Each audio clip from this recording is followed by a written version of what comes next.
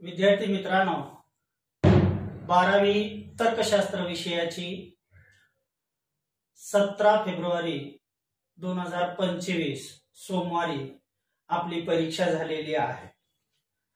त्या परीक्षेमध्ये आपल्याला जे प्रश्न आलेले होते त्या प्रश्नांची उत्तर काय होती किंवा त्या प्रश्नांची उत्तर कशी असावी या संबंधी आपण आजच्या तासिकेमध्ये चर्चा करणार आहोत। तर विद्यार्थी मित्रांनो, मार्च 2025 ही तर्कशास्त्राची जी प्रश्नपत्रिका आहे ती आपल्याला आज सोडवून पाहायची आहे, जी 17 फेब्रुवारी 2025 ला परीक्षा झालेली आहे। त्यात प्रश्न पहिला अ जो होता आपला रिकाम्या जागेचा, त्यामध्ये पहिली रिकाम्या जागा होती। रिकामी जागा हा एक घटक ज्याचा प्रभाव प्रयोगकर्त्यास निर्धारित करण्याची इच्छा असते। कंसामध्ये आपणास दिलेले पर्याय होते स्वतंत्र परिवर्त्य आणि दुसरा पर्याय होता परतंत्र परिवर्त्य। तर यामध्ये पहिल्या रिकाम्या जागेसाठी जो अचूक असा पर्याय आहे तो आहे स्वतंत्र परिवर्त्य। स्वतंत्र परिवर्त्य हा अचूक पर्याय पहिल्या रिकाम्या जागेसाठी आहे। दुसरी रिकामी जागा होती आपली, सुरुवातीलाच रिकामी जागा व्यक्ती चल आहे आणि कंसामध्ये आपणास जे दोन पर्याय दिलेले होते, एक आहे फाय आणि दुसरा आहे एक्स।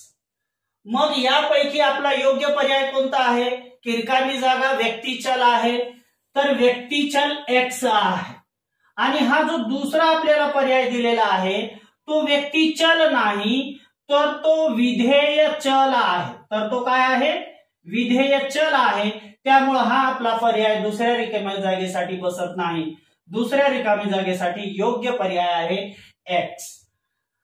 तिसरी रिकामी जागा आपल्याला लिहिली होती, समाख्यामध्ये निष्कर्षातील रिकामी जागा पदास साध्य पद म्हटले जाते। परत एकदा वाचतो पहा, तिसरी रिकाम्या जागा समाख्यामध्ये निष्कर्षातील रिकामी जागा पदास साध्यपद म्हटले जाते आणि कंसात आपणास दिलेले दोन पर्याय आहेत, एक उद्देश्य आणि दुसरा पर्याय दिलेला आहे विधेय। तर या ठिकाणी योग्य पर्याय आहे तिसऱ्या रिकामी जागेसाठी, तो आहे विधेय। कोणता आहे? विधेय आहे।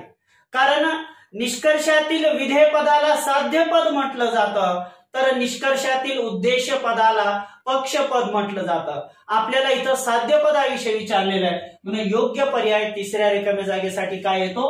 विधेय येतो। आता आपण चौथी रिकामी जागा या ठिकाणी वाचूया। एक अंदाज किंवा अनुमान वस्तुस्थितीशी कसे जोडले जाते त्याला रिकामी जागा म्हणतात। कंसात दिलेले आपणास दोन पर्याय आहेत, सिद्धांत कल्पना आणि दुसरा पर्याय आहे कायदा नियम। तर या ठिकाणी चौथ्या रिकामी जागेसाठी योग्य पर्याय आहे सिद्धांत कल्पना। चौथ्या रिकामी जागेसाठी योग्य पर्याय कोणता आहे? सिद्धांत कल्पना हा चौथ्या रिकामी जागेसाठी योग्य असणारा पर्याय आहे। पाचवी रिकामी जागा आहे विद्यार्थी मित्रांनो, रिकामी जागा विधानात दोन्ही पदे व्याप्त असतात। ए, ई, आय, ओ ही चार विधाने आपण अभ्यासलेली आहे। सर्व अस्तित्वाचे विधान ए विधान, सर्व नास्तित्वाचे विधान ई विधान, विशेष अस्तित्वाचे विधान आय विधान, विशेष नास्तित्वाचे विधान ओ विधान। यापैकी ते काय म्हणतात? रिकामी जागा विधानात दोन्हीही पदे व्याप्त असतात। या ठिकाणी आपणास दिलेली जी दोन पर्याय आहेत त्यात पहिला पर्याय ई दिलेला आहे आणि दुसरा पर्याय आय दिलेला आहे। तर या ठिकाणी पाचव्या रिकामी जागेसाठी योग्य पर्याय ई आहे। कारण ई विधानामध्ये दोन्हीही पद, ते उद्देश पद असेल की विधेय पद असेल, दोन्हीही पदे व्याप्त असतात, परंतु आय विधानामध्ये मात्र दोन्हीही पदे अव्याप्त असतात। म्हणून या ठिकाणी आय पर्याय योग्य ठरत नाही। म्हणून योग्य पर्याय कोणता विद्यार्थी मित्रांनो? ई हा योग्य पर्याय पाचव्या रिकाम्या जागेसाठी आहे। 6व्या रिकाम्या जागेसाठी आपल्याला काय विचारलेलं आहे, पी विकल्प क्यू सममूल्य दुसऱ्या लहान कंसात क्यू विकल्प पी हा रिकामी जागा नियम आहे आणि कंसामध्ये आपणास पर्याय दिलेले आहेत क्रम परिवर्तन आणि दुसरा पर्याय दिलेला आहे सहसंबंध। तर या ठिकाणी पहा पी विकल्प क्यू याचा फक्त पूर्वांग उत्तरांग म्हणजे क्रम बदललेला आहे, म्हणजे 6व्या रिकाम्या जागेसाठी अचूक असं उत्तर आहे, पर्याय आहे क्रम परिवर्तन हे अचूक पर्याय 6व्या रिकाम्या जागेसाठी आहे। असे एकूण आपल्याला या रिकाम्या जागेचे एकूण 6 गुण आहेत। पहिल्या रिकाम्या जागेसाठी योग्य पर्याय स्वतंत्र परिवर्त्य, दुसऱ्या रिकाम्या जागेसाठी योग्य पर्याय एक्स हे व्यक्तिचल, तिसऱ्या रिकाम्या जागेसाठी विधेय हे योग्य पर्याय आहे, चौथ्या रिकाम्या जागेसाठी सिद्धांत कल्पना हे योग्य पर्याय आहे, पाचव्या रिकाम्या जागेसाठी ई हे योग्य पर्याय आहे आणि 6व्या रिकाम्या जागेसाठी क्रम परिवर्तन हे योग्य पर्याय आहे। आता आपण प्रश्न पहिला ब घेऊया, ज्यामध्ये आपल्याला विधानं दिलेली असतात, ती व्याख्या असते आणि ती व्याख्या कशाची आहे, कशाची संज्ञा आहे, ती तर्कशास्त्रीय संज्ञा आपल्याला त्या ठिकाणी लिहावयाची असते। एकूण आपल्याला 4 संज्ञा लिहावयाच्या असतात। आपल्याला पाहायचा आहे प्रश्न पहिला ब। आता पहिली जी तर्कशास्त्रीय विधान दिलेलं आहे त्याच्यासाठी संज्ञा कोणती आहे ती पाहू। अगोदर आपण विधान वाचूया। सर्ववाची विधाने आणि त्यांच्याशी संलग्न असलेली विशेष विधाने यांच्यातील विरोध। आता सर्ववाची विधाने लक्ष द्या विद्यार्थी मित्रांनो, हे आपला एरिस्टॉटलचा चौरस आहे AEIO। याच्यात आपण पहा इथं उपाश्रित विरोध लिहितो, इथं विपरीत विरोध लिहितो आणि इथं अर्धविपरीत आणि इथं व्याघात विरोध येतो। मग इथं काय म्हटलेलं आहे, सर्ववाची विधाने ए आणि ई यांच्याशी संलग्नित असलेली विशेष विधाने, यांच्याशी संलग्नित कोणती आय आणि ओ, यांच्यातील विरोध कोणता आहे उपाश्रित विरोध। म्हणजे या ठिकाणी व्याख्या कशा, संज्ञा कोणती लिहिणार, क्रमांक 1 ला उपाश्रित विरोध ही पहिली तर्कशास्त्रीय संज्ञा पहिल्या विधानासाठी अचूक आहे। दुसरं विधान पाहूया, सहेतुक अवलोकन हे प्रकरण क्रमांक 6 मध्ये आहे की जिथं आपण एखाद्या घटनेचं निरीक्षण करत असताना मनामध्ये कोणता तरी हेतू ठेवतो, कोणता तरी उद्देश ठेवतो आणि मग त्या घटनेचं आपण अवलोकन करतो, त्याला काय म्हटलं जातं, कोणती संज्ञा येईल तर्कशास्त्रीय इथं, निरीक्षण ही अचूक अशी संज्ञा त्यासाठी आहे। तिसरं विधान पाहूया, तर्कशास्त्राची अशी शाखा ज्यात विधान एक घटक म्हणून लक्षात घेतले जाते। मग आता तर्कशास्त्राची अशी कोणती शाखा आहे की ज्यामध्ये विधानाला एक घटक विधान म्हणून लक्षात घेतलं जातं, तर या विधानामध्येच त्याची तर्कशास्त्रीय संज्ञा आहे आणि ती तर्कशास्त्रीय संज्ञा आहे विधान तर्कशास्त्र। कोणतं, विधान तर्कशास्त्र ही तर्कशास्त्रीय संज्ञा त्या ठिकाणी लागू होते। चौथे विधान पाहूया आपण, समस्येचे तात्पुरते उत्तर। समस्येचे तात्पुरते उत्तर हे प्रकरण क्रमांक 6 वरची विधान आहे आणि यासाठी योग्य येणारी तर्कशास्त्रीय संज्ञा आहे सिद्धांत कल्पना। काय उत्तर आहे, सिद्धांत कल्पना ही अचूक अशी तर्कशास्त्रीय संज्ञा या ठिकाणी बसते आणि यासाठी आपल्याला गुण आहेत 4 गुण। हे झालं प्रश्न पहिला अ। प्रश्न पहिला अ जो 6 गुणाचा आहे, प्रश्न पहिला ब जो 4 गुणाचा आहे, असे आपले एकूण इथं या ठिकाणी 10 गुण झाले। आता आपण जो प्रश्न दुसरा अ आहे त्या दुसरा अ कडे येऊ। प्रश्न दुसरा आपला काय आहे, तर प्रश्न दुसरा अ आपला आहे, दिलेली जी विधानं आहेत ती विधाने सत्य आहेत की असत्य आहेत हे आपल्याला सांगावयाचं आहे। तर याचं उत्तर लिहित असताना आपण प्रथम ते विधान पूर्ण लिहावं आणि मग त्या विधानाच्या खालच्या ओळीला ते विधान सत्य आहे की असत्य आहे ते आपल्याला लिहायचं असतं। आपल्याला पाहायचं आता प्रश्न दुसरा अ. त्यामध्ये पहिलं विधान पाहूया आपण कोणतं आहे. पहिलं विधान आहे वैज्ञानिक उपकरणांच्या वापरामुळे निरीक्षणाचा दर्जा सुधारतो. वैज्ञानिक उपकरणांच्या वापर केल्यामुळे निरीक्षणाचा दर्जा सुधारतो. तर हे विधान या ठिकाणी विद्यार्थी मित्रांनो सत्य आहे. आपण पूर्ण विधान लिहून मग त्या खालच्या ओळीला सत्य असा शब्द लिहायचा आहे. दुसरं विधान पाहूया आपण कोणतं आलेलं आहे. जेव्हा कोणत्याही संवाक्यात्मक नियमांचे उल्लंघन होते तेव्हा युक्तिवादामध्ये अनाकारिक तर्कदोष निर्माण होतो. अनाकारिक, आकारिक म्हटलेलं नाही, काय म्हटलेलं आहे, अनाकारिक तर्कदोष निर्माण होतो. म्हणजे या ठिकाणी सरळ सरळ हे विधान काय आहे, असत्य आहे. कारण जे तर्कदोष निर्माण होतो संवाक्यामध्ये नियमांचं उल्लंघन झाल्यानंतर तो तर्कदोष आकारिक तर्कदोष म्हणून ओळखला जातो. परंतु इथं अनाकारिक तर्कदोष दिलेला आहे म्हणून हे विधान काय ठरतं, असत्य ठरतं. तिसरं विधान आपण या ठिकाणी घेऊया. विधानीय फलन सत्य किंवा असत्य नसते. आता पहा विद्यार्थी मित्रांनो, एक उदाहरण आपल्या समोर लिहितो. हे एकवाची विधान आहे आणि हे विधानीय फलन आहे.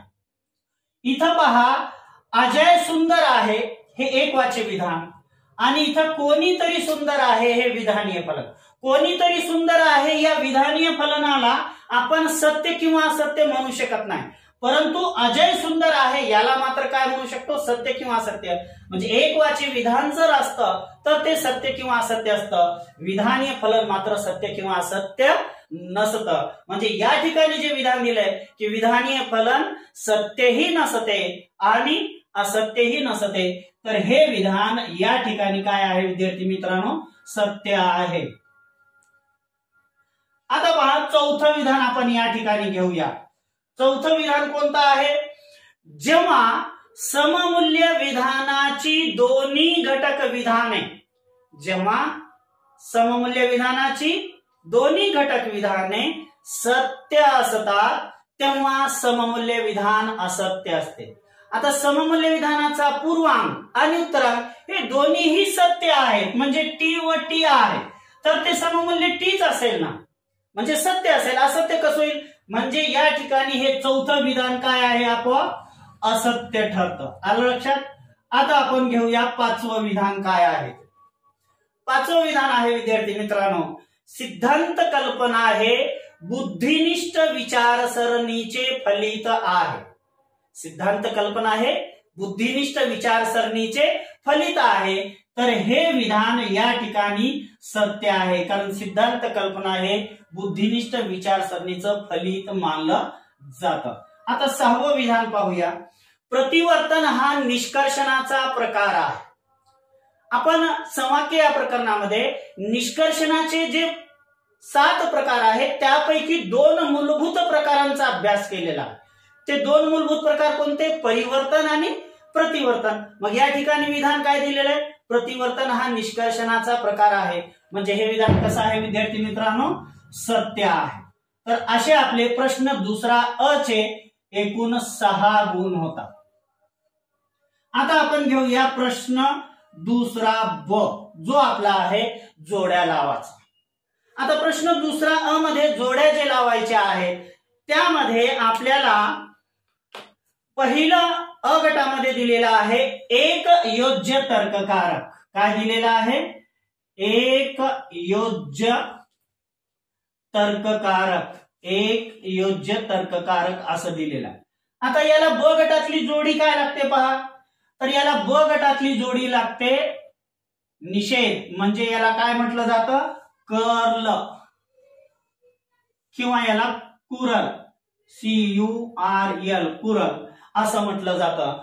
तर हे पहिल्या रिकाम्या जागेसाठी एक योज्य तर्ककारक हे निषेध आहे. आणि बाकीची जी तर्ककारक आहेत, मग ते सोपाधिक असेल, विकल्प असेल, सममूल्य असेल, संधी असेल, ही 4 तर्ककारक कशी आहेत, द्वियोज्य आहे. एक योज्य तर्ककारक कोणतं एकमेव आहे, कर्ल म्हणजे निषेधचं चिन्ह आहे. दुसरं दिलेलं आहे आपल्याला ब मध्ये निसर्ग समरूपतेचे तत्व. निसर्ग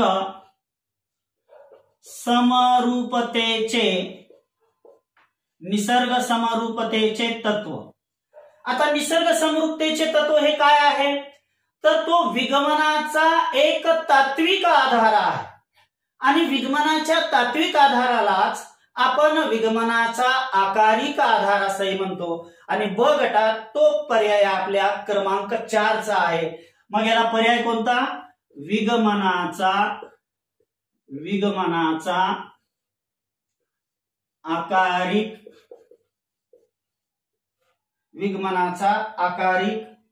ऑब्लिक तात्विक आधार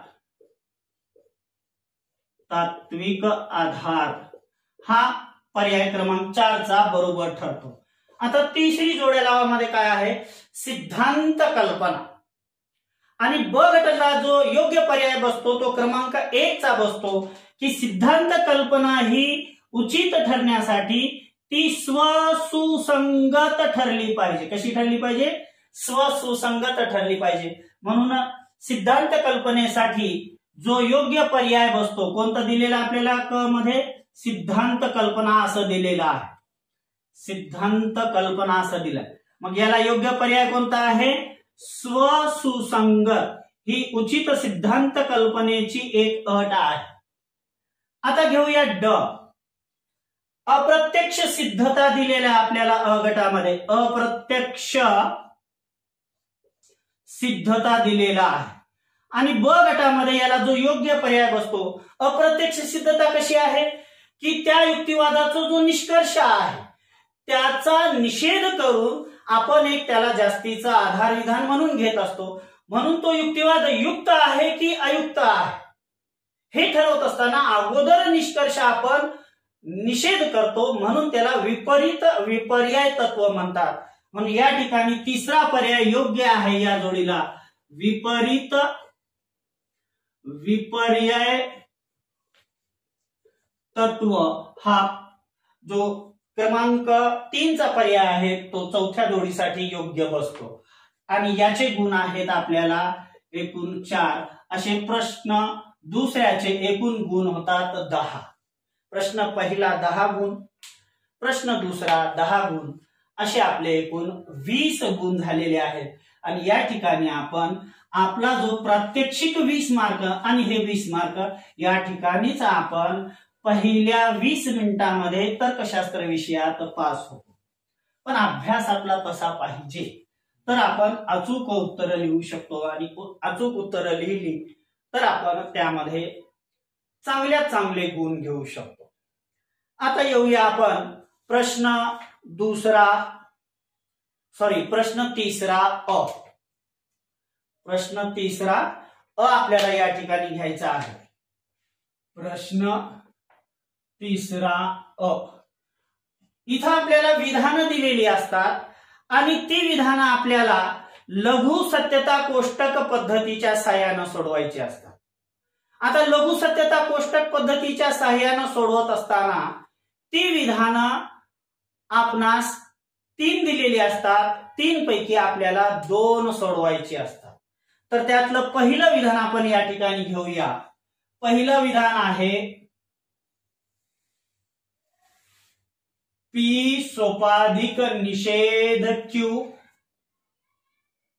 सोपाधिक पी विकल्प क्यू हे पहिलं आलेलं विधान आहे, विधानाकार आहे किंवा विधानबंध आहे आणि याला आपल्याला सोडवायचं आहे। पहिल्यांदा आपण त्या विधानाकारामध्ये जे मूळ तार्किक चिन्ह आहे, मूळ तार्किक संयोजक आहे, म्हणजे असं चिन्ह की जे त्या पूर्ण विधानबंधाला विधानाकाराला जोडत असेल त्याच्या खाली आपल्याला यप लिहायचं असतं, म्हणजे ते संपूर्ण विधानाकार आपण असत्य मानले, असत्य गृहीत धरले असा त्याचा अर्थ होतो। मग मूळ तर्काकार शोधत असताना त्या विधानाकारामध्ये जर 2 कंस असतील तर त्या 2 कंसाच्या मधामधलं जे तार्किक चिन्ह असेल ते मुख्य तार्किक संयोजक असतं आणि एकच कंस असेल तर त्याच्या डाव्या किंवा उजव्या बाजूला पहा जे चिन्ह असेल ते आपलं मूळ तार्किक संयोजक असतं। आता या ठिकाणी पहा 2 कंस आहेत, मूळ तार्किक संयोजक आपण जे म्हटलं ते सोपाधिक आहे का नाही पहा, हा कंस पूर्वांग आणि हा कंस उत्तरांग या दोघांनाही जोडणारा हा तार्किक चिन्ह आहे, तार्किक संयोजक आहे. म्हणून मूळ तार्किक संयोजकाखाली आपण काय लिहिलं? यफ लिहिलं. लिहिल्यानंतर त्याला अशी चांदणी करून घ्या. म्हणजे हे मूळ तार्किक चिन्ह आणि त्याला आम्ही असत्य मानलं, असत्य गृहीत धरलं असा त्याचा अर्थ. आता यानंतर आपल्याला या चलाला अनुसरून या विधानबंधाच्या पूर्वांगाला मूल्य द्यायचं आहे आणि या विधानबंधाच्या उत्तरांगाला मूल्य द्यायचं आहे. आता हा आपला पूर्ण पूर्वांग, मूळ चिन्हाच्या अलीकडचा सर्व भाग हा पूर्वांग आणि मूळ चिन्हाच्या पलीकडचा सर्व भाग आपला काय असतो? उत्तरांग असतो. आता सोपाधिक यफ किती शक्यतांमध्ये असतो हे आपण आठवण करा विद्यार्थी मित्रांनो, की सोपाधिक यफ म्हणजे असत्य किती शक्यता असतात? तर त्याची शक्यता एकच आहे की जेव्हा त्या सोपाधिकचा पूर्वांग हा टी असेल आणि त्या सोपाधिकचा उत्तरांग हा यफ असेल, या एकाच शक्यतेमध्ये ते सोपाधिक विधान असत्य असतं, अन्यथा इतर सर्व शक्यतांमध्ये ते काय असतं? सत्य असतं. म्हणजे या ठिकाणी या सोपाधिकच्या पूर्वांगामध्ये टी आणि या सोपाधिकच्या उत्तरांगामध्ये यफ याच्याशिवाय दुसरं मूल्य आपल्याला देता येणार नाही, कारण सोपाधिक काय आलेला आहे? यफ आले. मग चला तर आपण पूर्वांगाचं टी हे मूल्य अगोदर देऊ. पूर्वांग मूळ चिन्हाच्या अलीकडचा सर्व भाग पूर्वांग, मग मूळ चिन्हाचा अलीकडचा सर्व भाग हा पूर्वांग आहे. मग या पूर्वांगापुरता विचार करा, टी हे मूल्य कशाखाली द्यावं लागेल? याच्यात जे मूळ चिन्ह आहे त्याच्या खाली. मूळ चिन्ह कोणतं आहे? सोपाधिक, त्याच्या खाली दिलं. याचा प्रश्न मिटला. आता उत्तरांगाचं मूल्य यफ द्यायचं आहे आपल्याला. उत्तरांगामध्ये काय आहे पहा? पी विकल्प क्यू. मग उत्तरांगामध्ये यफ हे मूल्य कशाखाली देणार? याच्यात जे मूळ चिन्ह असेल त्याच्या खाली आपल्याला मूल्य द्यायचं आहे. दिलं म्हणजे आता इथं याचा संबंध संपला. सोपाधिक यफ, पूर्वांग टी, उत्तरांग यफ आपण दिले. आता पूर्वांगाला मूल्य त्याच्या चलांना मूल्य द्यायचं आहे आणि उत्तरांगामध्ये त्याच्या चलांना मूल्य द्यायचं आहे, किंमत द्यायची आहे. आणि अशी किंमत देत असताना, मूल्य देत असताना या विधानबंधामध्ये जी समान चल आहेत त्यावर परस्पर विरोधी मूल्य येणार नाही. म्हणजे एका पीला टी, दुसऱ्या पीला यफ असं परस्पर विरोधी मूल्य येणार नाही, असा मूल्य देण्याचा प्रयत्न करायचा आपल्याला नियमाला अनुसरून. चला तर आपण पाहूया. सोपाधिक टी आहे पूर्वांगामध्ये, सोपाधिक टी आहे. आता सोपाधिक टी जे आहे ते किती शक्यतांमध्ये असतं? तर सोपाधिक टी हे 3 शक्यतांमध्ये असतं. कोणकोणत्या? एक टीटी मध्ये ते टी असतं, दुसरं एफ टी मध्ये ते टी असतं आणि तिसरं एफ एफ मध्ये ते टी असतं. म्हणजे या ठिकाणी आपण टीटी हे मूल्य देऊ शकतो, एफ टी हे मूल्य देऊ शकतो किंवा एफ एफ हेही मूल्य देऊ शकतो. म्हणजे पूर्वांगामध्ये सोपाधिक टी असल्यामुळे या ठिकाणी 3 शक्यता आल्या. आपण थोडस मूल्य द्यायच्या अगोदर थांबूया. उत्तरांगात किती शक्यता आहेत पाहू. इथं काय आहे विद्यार्थी मित्रांनो? इथं विकल्प आहे आणि विकल्प काय आलेला आहे? यफ. मग विकल्प यफ किती शक्यतांमध्ये असतं?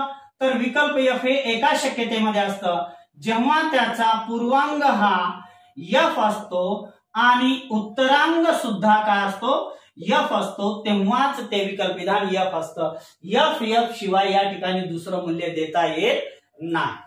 काही ठिकाणी क्रमांक देतात 1, 2 असे. दिलं तरी चालेल, चांगलं असतं ते. नाही दिलं तरी ते काही खूप चुकीचं आहे असा त्याचा अर्थ होत नाही.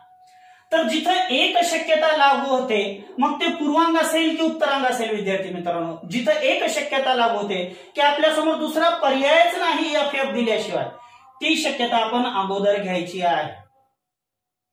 तर इथं आपण पूर्वांगाचं एफ कुठं लिहिणार? पूर्वांगाचं एफ इथं आला, याचा प्रश्न संपला. उत्तरांगाचं एफ, उत्तरांग काय आहे? क्यू. उत्तरांगाचं एफ लिहिलं. आता आपल्याला या किमती इकडं आरोपित करता येतात का ते पाहायचंय. पण या किमती इकडे आरोपित केल्या असता सोपाधिक काय राहायला पाहिजे विद्यार्थी मित्रांनो? टी राहायला पाहिजे. हे बदललं नाही पाहिजे. तर आपण पाहूया. पी ला इथं एफ दिलेलं आहे म्हणून इथं पी ला जर आपण एफ दिलं, क्यू ला एफ दिलाय, तर इथं निषेध क्यू ला याच्या विरुद्ध दिलं तर आपला व्याघात येणार नाही, कारण इथं निषेध क्यू आहे आणि इथं फक्त क्यू आहे. मग क्यूला एफ आला तर याच्या विरुद्ध किंमत निषेध क्यूला दिलं तर आपला व्याघात येणार नाही, परस्पर विरोधी मूल्य येणार नाही. म्हणून या ठिकाणी आपण काय करूया, एफ दिलेला आहे तर याला टी करूया. मग एफ टी मध्ये सोपाधिक टी असतं का पाहू आपण. एफ टी आहे, एफ टी हे मूल्य आपण देऊ शकतो. मग आपण या 3 पैकी हे मूल्य या ठिकाणी देऊ. आणि इथं आता आपल्याला पाहायचा व्याघात. पी ला टी आलेला आहे, सॉरी पी ला एफ आलेला आहे, पी ला एफ समान मूल्य आलेला आहे. म्हणजे पी याच्या चलावर व्याघात आलेला नाही, परस्पर विरोधी मूल्य आलेलं नाही, विसंगती आलेली नाही.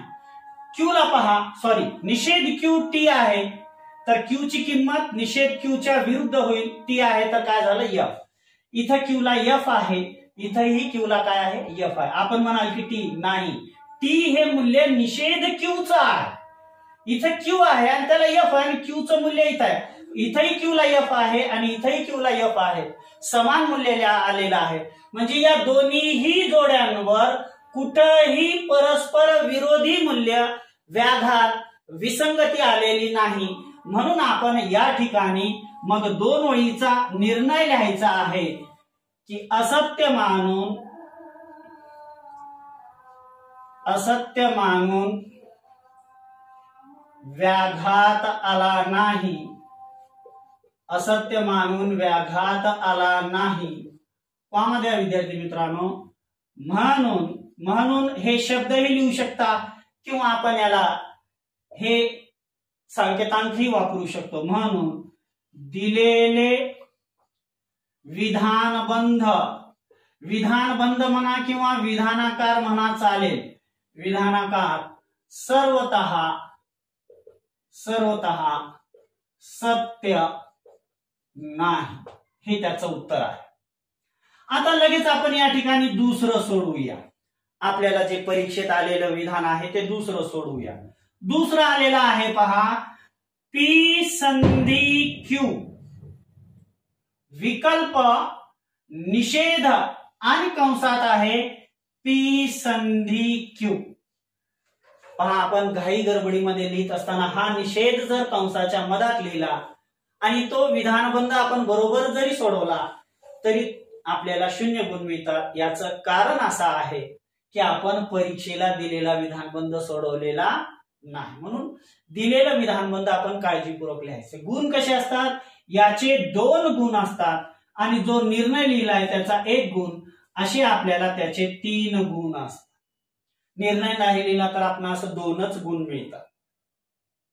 आता या ठिकाणी पहा, मूळ तर्काकार 2 कंसाच्या मधामध्ये विकल्प आहे. काय लिहिणार त्याच्या खाली, काय लिहिणार विद्यार्थी मित्रांनो पटकन सांगा, एफ लिहिणार. म्हणजे ते संपूर्ण विधानबंध काय मानला असा अर्थ होतो, असत्य गृहीत धरला असा अर्थ.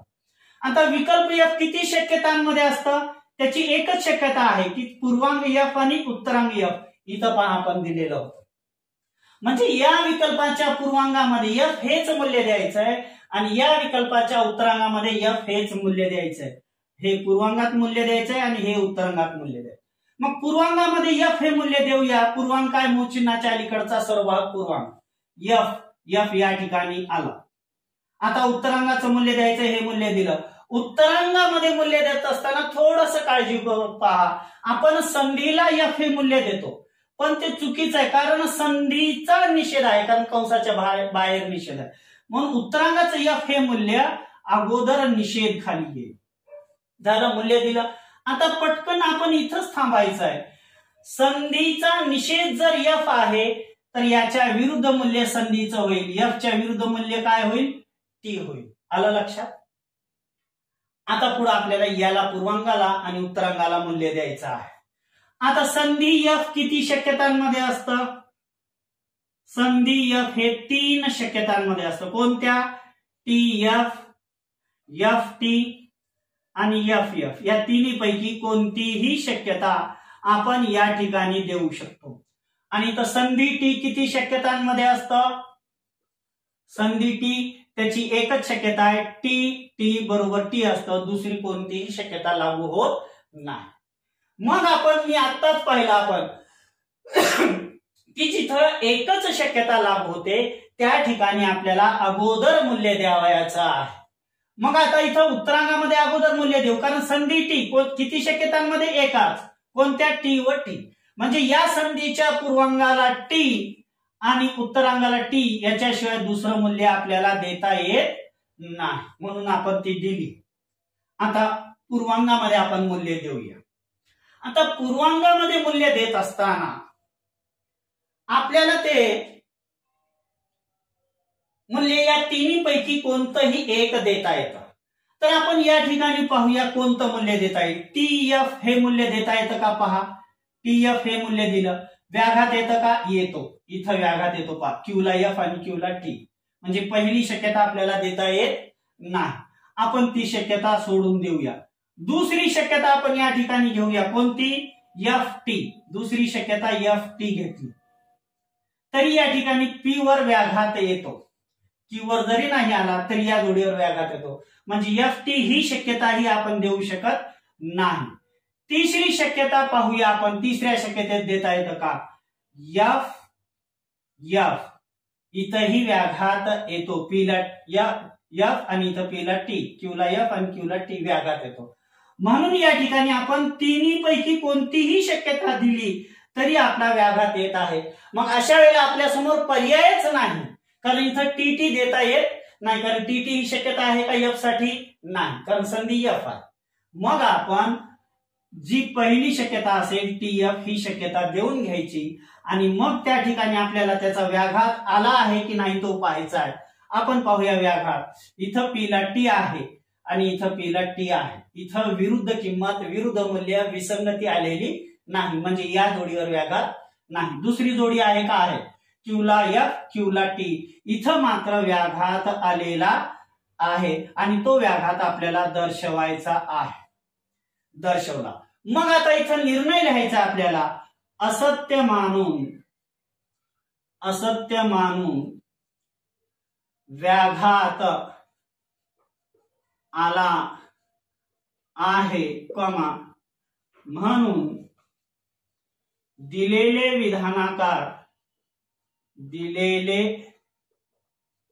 विधानाकार सर्वतः सत्य आहे, असा निर्णय आपल्याला द्यावायचा आहे. आता आपण एक तिसरं जे विधानाकार दिलेला आहे ते आपण या ठिकाणी सोडवूया. तिसरं आणि शेवटचं, तीन पैकी आपल्याला दोन सोडवायची असतात. तिसरं विधानाकार आपण या ठिकाणी घेऊया. तिसरं विधानाकार कोणतं दिलेलं आहे बाब, 17 फेब्रुवारी 2025च्या परीक्षेला, पी विकल्प पी सममूल्य निषेध पी हे विधानबंध आपल्याला दिलेला आहे. आता याला आपल्याला सोडवायचं आहे विद्यार्थी मित्रांनो. आता याचं उत्तर काय येईल, अगोदर आपण एकच कंस आहे, डाव्या बाजूला किंवा उजव्या बाजूला पहा म्हणलं होतं, आहे की नाही ते तंत्र. तर इथं उजव्या बाजूला पहा, तर इथं आपण लिहिणार एफ, मूळ तर्काखाली, म्हणजे ते संपूर्ण विधानबंध असत्य गृहीत धरला असा त्याचा अर्थ होतो. आता सममूल्य एफ किती शक्यता असतात त्याच्या सममूल्य एफच्या, त्याच्या दोन शक्यता आहेत. कोणत्या, एक तर टी एफ हे मूल्य दिलं असतं ते एफ असतं, किंवा दुसरी शक्यता आहे एफ टी हे मूल्य दिलं असतं ते एफ असतं. म्हणजे या दोन्ही पैकी कोणतीही एक शक्यता आपण या ठिकाणी देऊ शकतो. मग आता आपण कोणती शक्यता देऊया, अगोदर पहिली शक्यता देऊन पाहूया, कोणती, टी एफ. आता निषेध पी एफ आहे, तर पीचं मूल्य याच्या विरुद्ध म्हणजे काय होईल विद्यार्थी मित्रांनो, टी होईल, बरोबर. आता आपण इथं पीच आहे, पी आहे, इथंही पी आहे, समान किंमत देता येते का पाहू. विकल्प टी आहे, इथं पी ला टी आलं, मग या दोन्ही पी ला जर टी दिलं तर आपला व्याघात येत नाही. पण टी टी मध्ये विकल्प टी असतं का, असतं. मग हे समान मूल्य आपण देऊ शकतो. मग व्याघात पहा, पी ला टी आणि इथे पी ला टी, म्हणजे इथं असत्य मानून व्याघात किंवा विसंगती आलेली नाही, म्हणून दिलेले विधानबंध सर्वतः सत्य नाही. असत्य मानून व्याघात आला नाही, कॉमा द्या, म्हणून दिलेले विधानबंध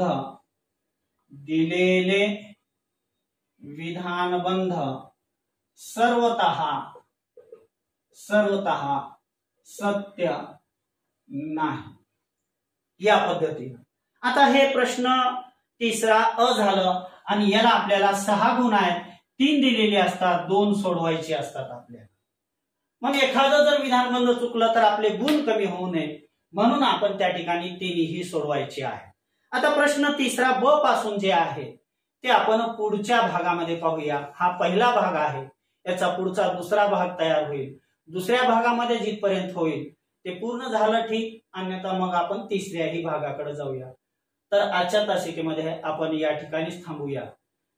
आजच्या या तासिकेसाठी सर्व विद्यार्थी मित्रांचे खूप खूप आभार. धन्यवाद.